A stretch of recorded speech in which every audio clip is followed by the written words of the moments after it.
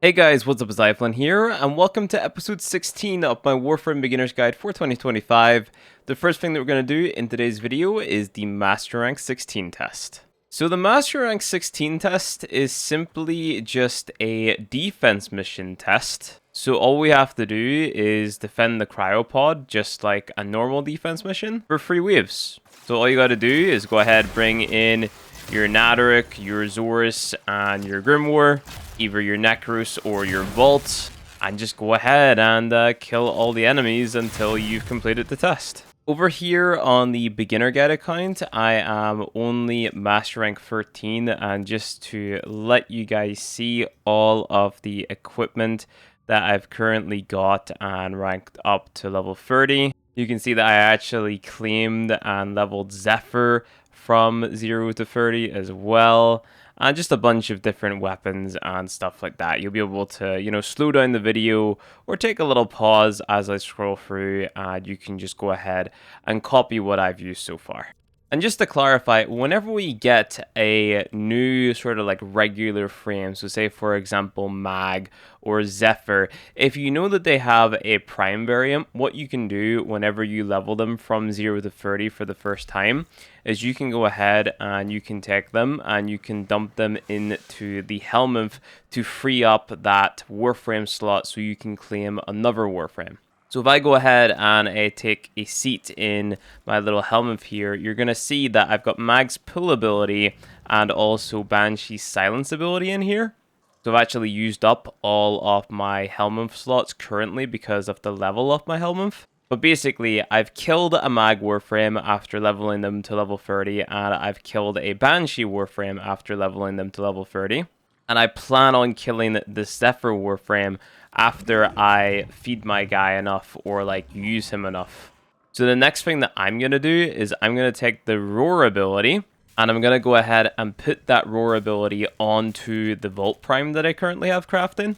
And then that hopefully is going to be enough to rank myself up into the 3rd Metamorphosis. And as you can see here, whenever I rank up to the 4th Metamorphosis, I get 10 subsume slots, so I'll be able to spend this Zephyr, get that Airburst ability, and just open up that Warframe slot. Speaking of getting Warframes to throw into the Helminth, if you guys recall, in the last episode, we went ahead and we did the Call of the Tempestari quest. So that's this quest right here, and it got us the blueprint for Sevagoth. Sevagoth has an ability called Gloom, which basically slows enemies down that gets too close to you, and then whenever you deal damage to these enemies that are slowed, you're going to get some health back. And this is actually a really good ability to put on to Necros, because Necros has an augment called Creeping Terrify, which I went ahead and picked up from my Red Veil Syndicate here. And as you can see, this augment reduces the movement speed of enemies affected by Terrify.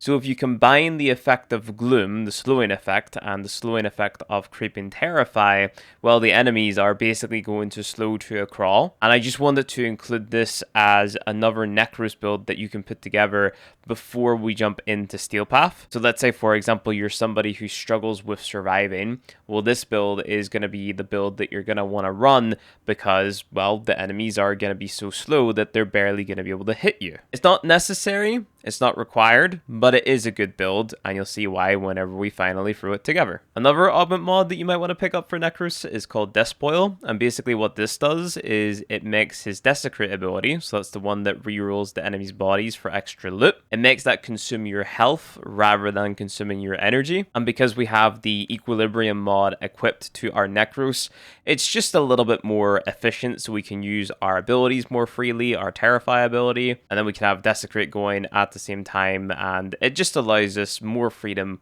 with casting, really. So yeah, this is not something that you have to pick up. It's not something that you have to use if you don't want to. If the idea of spending health to cast abilities doesn't sound that appealing to you, you can definitely skip this.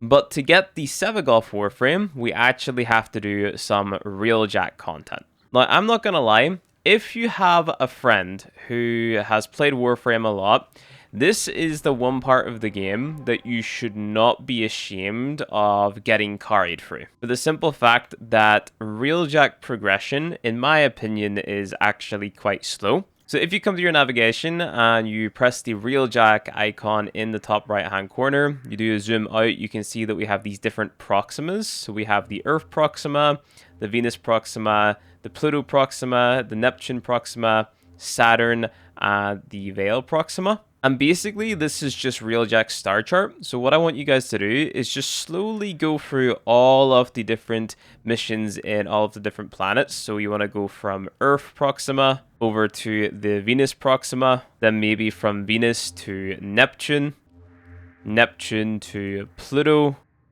and then you can leave the Veil Proxima and the Saturn Proxima to last, because as you can see, these are the two that I haven't done yet. So I haven't really done that much in the Veil, and I haven't really done that much in Saturn. Actually, I've done none in Saturn.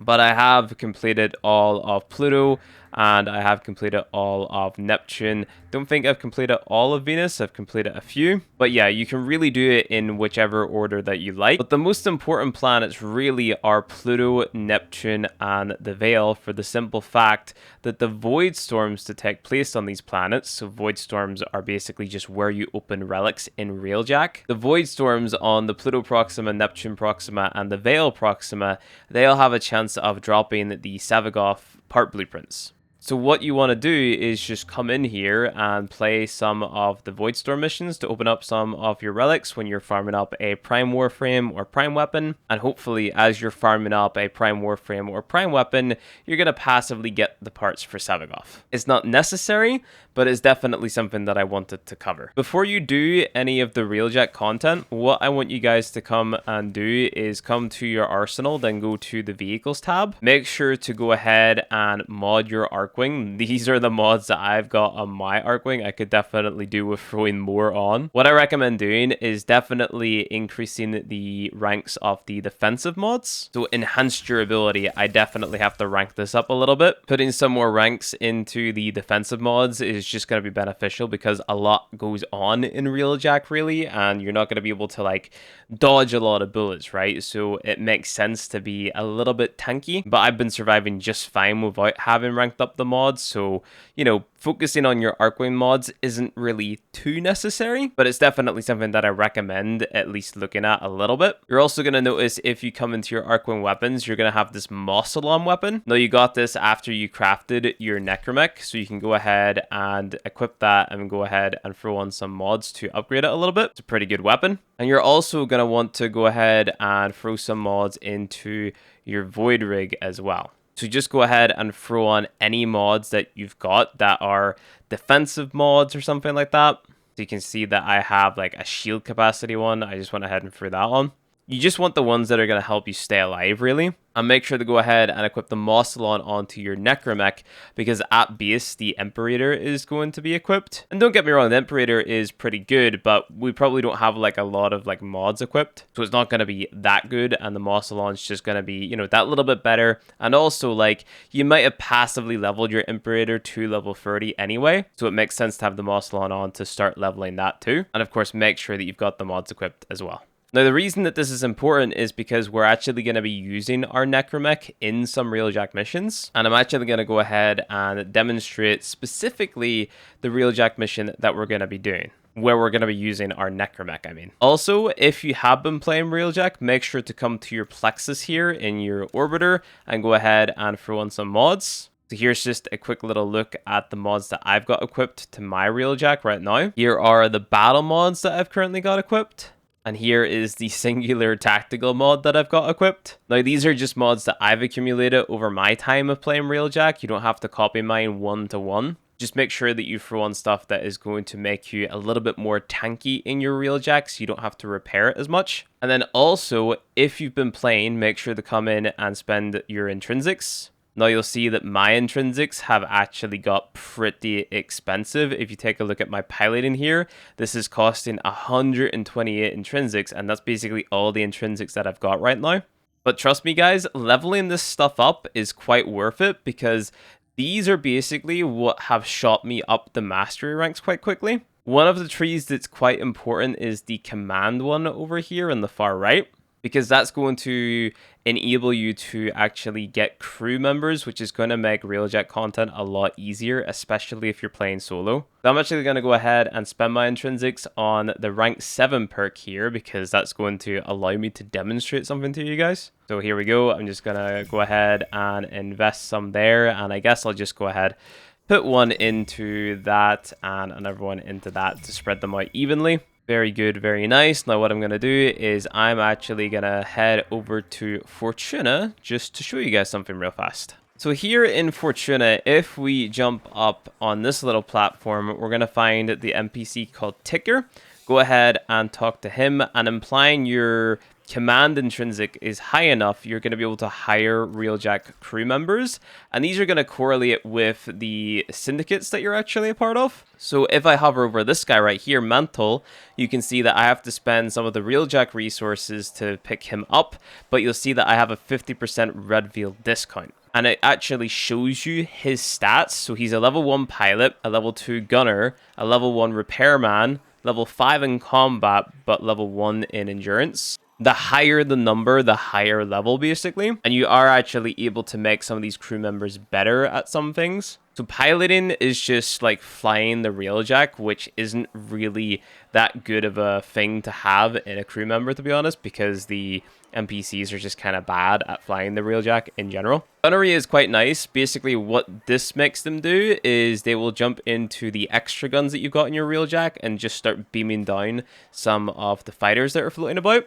So this is good for, you know, getting objectives done and, of course, surviving, because there's going to be less enemies because these guys are going to be shooting the enemies down. Repair is basically just how fast they repair the Railjack whenever it takes fatal damage, which is quite nice. Combat is actually them dealing with the boarding enemies, so the enemies that board your Railjack. And then endurance is just the amount of health that these NPCs have. So this guy would be pretty good if I wanted an NPC basically to just, you know, defend my ship, but you can actually run out of slots to pick these guys up, so make sure you pay attention to that. You don't really want to be spending platinum slots on getting, you know, you don't really want to be spending platinum on these guys, to be honest. So just pick up, you know, 3 of them that are decent, I guess. So for example, this Niket Krag guy would be really good because he already has 5 repair, and then I could put extra points into gunnery and he would be a great guy to have. So just go ahead and pick up the guys that you get the discounts from. This shop is on rotation, so you can see the timer. So if there's no one here that you want to pick up, well then just wait until the timer changes and the store changes. And this is the crew that I've put together, or that I was able to pick up from Ticker whenever I picked all these guys up. If I go ahead, hover over the guy on the left, and I press train, you can see the stats that he's got. So you can see that he is a max rank repairman, a little bit good at combat, and a little bit good at gunning, and I can assign competency points, so I can just go ahead and I can invest into one of these trees. So this is going to be my dedicated repair person. So what I'm going to do is I'm just going to go ahead and invest into endurance, so I make sure this person stays alive at all times. Go ahead, press confirm. Now, it's no big deal if I want to go ahead and, let's say, you know, reset the points. I can just press it, and there you go. I can just reinvest again, easy peasy.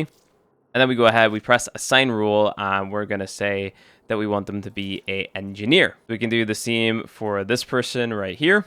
They are a level 5 gunner, no repair, decent at combat. So what I'm going to do is I'm just going to go ahead, invest in their endurance so they don't die. Confirm. Assign the role to gunner, and then I've got this final person here, so press train. So this is the worst one that I've got, actually. So what I'm going to go ahead and do, I'm going to go ahead and invest into combat, press confirm, and this person is going to stay as a defender. And also what you can do is you can go ahead and you can give these crew members weapons. So you can see, for example, the one on the left has a Grakata, the one in the middle has a Torrid, and the one on the right has a Convectrix. Just go ahead and press equip weapon, and you'll be able to give them any weapon in your inventory, and you'll be able to mod it as well. The other thing that we have to pay attention to with our Railjack is actually the parts that's equipped to it. So what you might notice as you're floating about, you'll actually go ahead and you'll pick up these things called salvage. And you can see that it's basically all the same stuff, but different marks, basically. So we have a Lavin Shield Array Mark 1, then a Lavin Shield Array Mark 2, You only want to be investing into the stuff that is mark free. But the funky thing is, with Railjack, the stats of the salvage that you get is actually randomized, and you have to come in here and reveal the stats. So I have to go ahead and press inspect, and I can see what the stats actually are. So I get 1,355 shield capacity, 0.8 shield regen delay, and then 19.9% shield regeneration per second. And then I can choose to repair it, and if I repair it, then I have to spend Railjack resources to repair it, and it's going to take a certain amount of time to be repaired after I spend the resources. Or I can go ahead and scrap it, and that's going to give me endo. Now, you can invest into this if you want, and you can play the game of getting these randomized parts for your Railjack and have the totally awesome min-max Railjack if you really want to. But if you're not so interested in Railjack, there is a different way. And on top of that, this is actually a pretty good way of getting some spare endo. Not that endo is the biggest concern for me right now, because you can see that I've got 92,000, and that's just from doing my bounties and stuff like that. But what I personally do is all the scrap that I get, I just scrap the scrap for endo. And the reason that I do that is simply because if you come to this console right here, you can see that we have a bunch of mark free stuff. And this is basically everything that you need. You don't need to have anything better than the stuff that is in here. So go ahead and pick up, I don't know, the Epoch Mark Freeze for your guns. You can pick up the Sigma Reactor Mark III, the Sigma Plating, the Sigma Engines, the Sigma Shield Array. And what you'll see is you basically just have to spend the resources that you get from playing Railjack. So if I go ahead and press Fabricate on the Sigma Shield, item added to inventory, I go to my other console here, go to the Shield Array, and you can see that I've just got it. And it's just a straight up increase from the shields that I've got and the shield recharge that I've got. The only thing that I've got left to turn into Mark III is the Tycho Seeker, so that's my alt fire on the Railjack. But honestly, with the Epoch Mark IIIs for the guns and all of the Mark III stuff here, like my Railjack is pretty much good to go. Like I can do all of the Railjack content now. So what I'm going to go ahead and show you guys is actually this Orphix Venom game mode. This is a game mode that is basically found nowhere else in Warframe, and none of the mechanics are similar to anything else. So it's like a Railjack specific thing. Most of the other Railjack missions are pretty much the exact same as like standard Warframe stuff. Like you'll do a Railjack objective, and then you're going to do a survival mission, for example, or a defense or a spy. So as long as you have come to grip with the Railjack side of things, like you understand how Railjack works basically, like you should be good to go to just go through all of the nodes on all of these planets here. But yeah, we're going to go ahead and we're going to take a look at this Orphix game mode, and I'm going to show you how it's done. So you basically just want to do what the game tells you to do. So the first thing it wants us to do is to destroy the security nodes. And then we also have to destroy a cruise ship. So to destroy a cruise ship, quite easy. All you got to do is go ahead, destroy its engines, and then you can jump into the big laser beam cannon that you've got on the ship.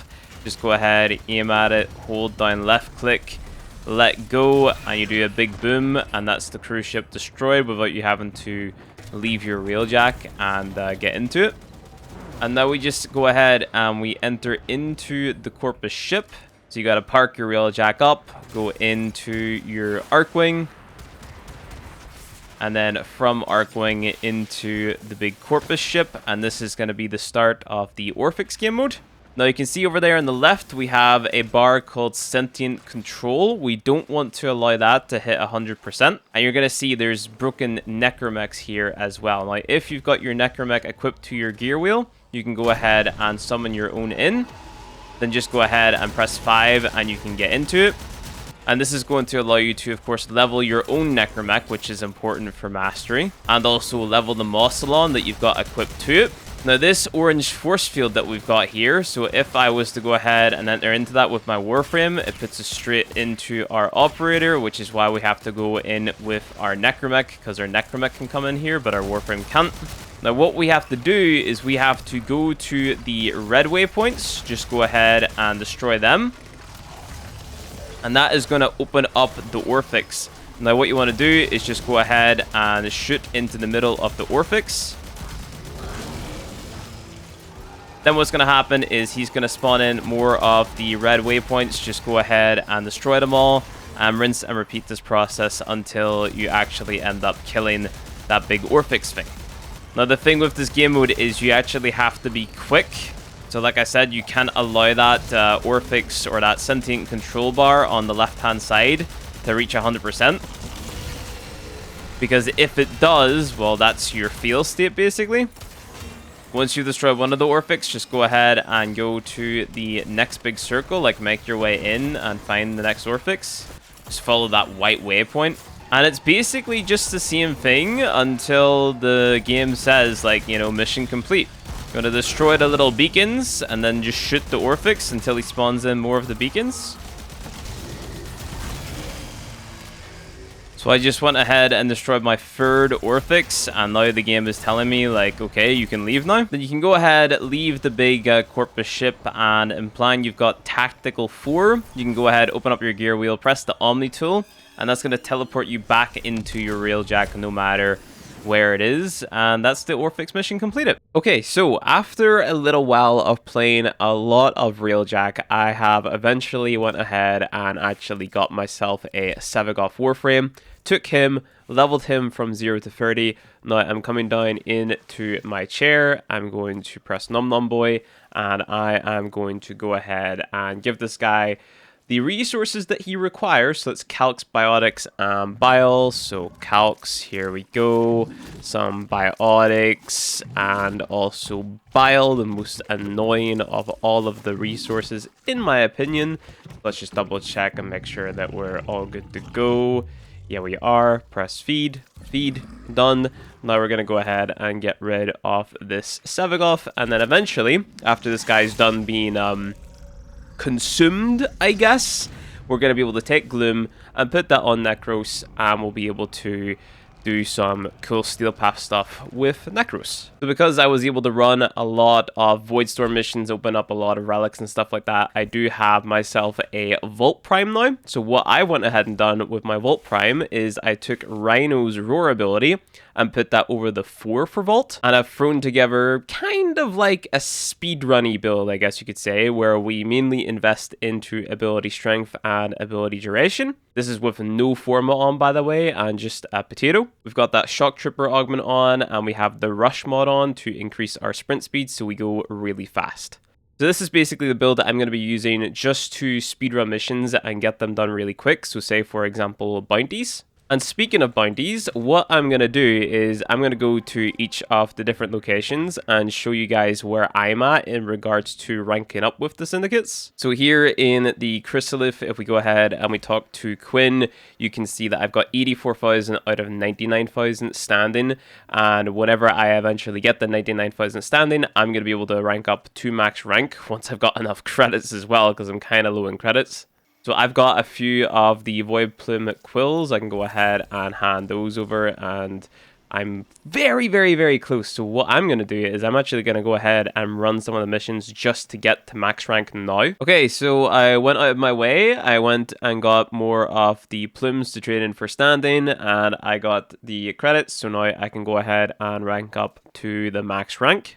And out of all the rewards here, I would recommend going for Malt Augmented, because this is just going to increase our ability strength, which is quite nice. So now if you come over to Mr. Cavaliero, you're basically going to be able to just buy everything, implying you've got enough standing. And what we want to do is we want to make sure that we get all of the incarnon weapons once we hit Master Rank 14. So I've got just a few more weapons or intrinsics to level up, and then I'll be able to get all of these. You want to pick up the Ladem, the Inidem, the Fenmore, the Felarx, and the Praetos. Now, what you want to be careful of is make sure that you're not, like, you know, spending all of your plumes. You can see here that you need the pinions and the quills. So, of course, you're going to have to spend some of the quills to, of course, get the stand-in to buy the blueprints. And then the pinions, they come from the Void Angels. So what you want to be looking out for is if you come over to Mr. Quinn over here, in the bounties that he gives, some of the bounties are going to ask you to go ahead and wake up a Void Angel. So it's actually going to mark that Void Angel on the map for you.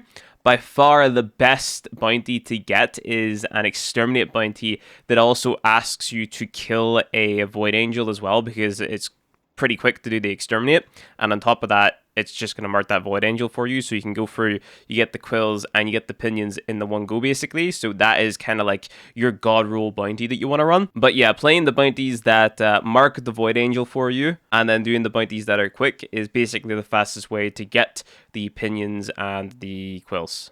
So each of these weapons, these are incarnon weapons, so they have evolutions. You don't have to get them straight away. There is a lot more stuff in this vendor that are pretty good pickups, to be honest. So for example, in multi-efficiency, this is while shields are active, you get 6% ability duration per second up to a maximum of 36%.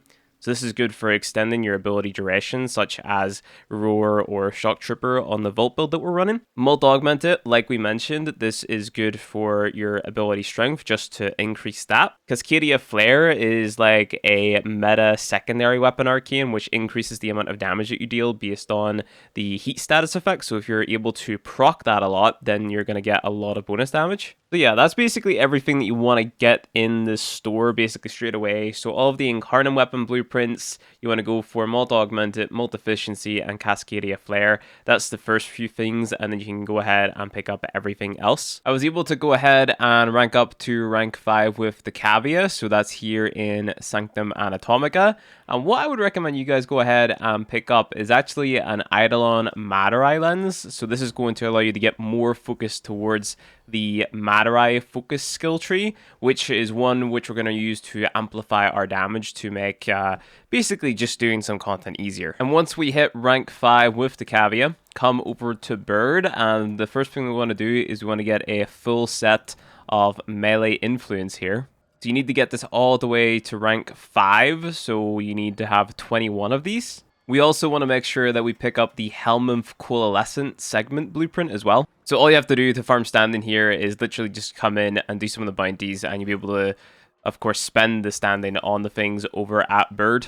So yeah, the Sanctum is pretty easy to get like all of the good stuff from. After you completed the Veilbreaker quest, you're going to be given the Helminth Archon Shard segment. You want to go ahead and craft that. This is going to be what allows you to actually equip Archon Shards to your Warframes if you have them. Okay, so we're basically done with this episode, but I want to just go ahead and show you guys the build that I'm currently rocking on my Vault Prime. We've actually got two setups right here, and you can see that I put Rhino's Roar on both of these builds. So one is my super fast sort of speedrun setup just for regular missions like bounties, and then the other one is a setup specifically made for Eidolons. Now, the reason that we're making a setup specifically for Eidolons is because in the next episode, we're going to start farming the Eidolons so we can get better amps. And the reason that getting a better amp is necessary is because we're going to be doing Steel Path content. And the Steel Path content basically means Steel Path Void Angels. And Steel Path Void Angels are difficult to take down without, a customized or crafted amp. So we do have to go out of our way to do some of the stuff on Cetus and Fortuna to get ourselves a good amp, so then we can go into Steel Path quite easily and just take down those Void Angels quicker. So you can go ahead and just take a little glance and then, try to copy these builds as closely as you can. Don't worry about, maxing out the mods and stuff like that. That doesn't matter too much. But we will talk more in depth about these specific builds in the next episode. On top of that, here's the Nadoric build that I'm now running. You can see that I did go ahead and form it. So whenever your weapon or your Warframe reaches max rank, you can come down to actions here, and then you can spend a Forma on polarization. And that basically allows you to put another shape into the modding section of your weapon or Warframe. So I went ahead and put Galvanized Aptitude, gave it a D polarity here. So you can see there's a D polarity. So that is just going to reduce the cost of Galvanized Aptitude and lets me throw on a more complete build. I went ahead and done the same for my Grimoire. I put a D polarity in for Galvanized Shot. And I have been doing Nightmare missions, and I put myself up a Lethal Torrent mod as well. You can go ahead and get as close as possible to this build here. And then on my Zorus, I added another V polarity for Galvanized Steel. So you might have noticed that I've actually got an Arcane equipped to my Nadoric, and I've also got an open slot for my Grimoire. And that's simply because I was able to come over to Teshin here and press the Steel Path honors, and I've been able to spend some of the Steel Essence that I have on getting the primary Arcane adapter and secondary Arcane adapter. Now, Steel Essence is a currency that you get from playing Steel Path, and I've actually been doing my bounties in the Steel Path mode already, because I'm capable of doing them. Like, I feel confident enough going in that I'm surviving long enough and stuff like that. So if you wanted to give Steel Path a go before you do the star chart, well, you could jump in and you could do, you know, the bounties and hopefully come across a little bit of Steel Essence in the meantime, and then you can come in here and pick up these arcane adapters, but it's not necessary right now. But yeah, I'm going to go ahead and leave that episode off there. Just keep in mind, next episode, we're going to be doing a lot of stuff in regards to getting amps and stuff like that. So it's going to be more like an Eidolon and Fortuna focused episode. But make sure to go out of your way, do some Railjack content, go ahead and level up your intrinsics. I'll just give you guys a final look at my intrinsics actually, just so you can see where I've ended off at. So I'm actually pretty deep, and that's simply because my Sevagoth systems farm took a very, very, very long time. So yeah, I've invested a lot into intrinsics here. But yeah, thank you guys for watching this episode. If you enjoyed it, go ahead, hit like. If you want to see more Warframe content from me, hit subscribe, and I'll see you guys in the next one.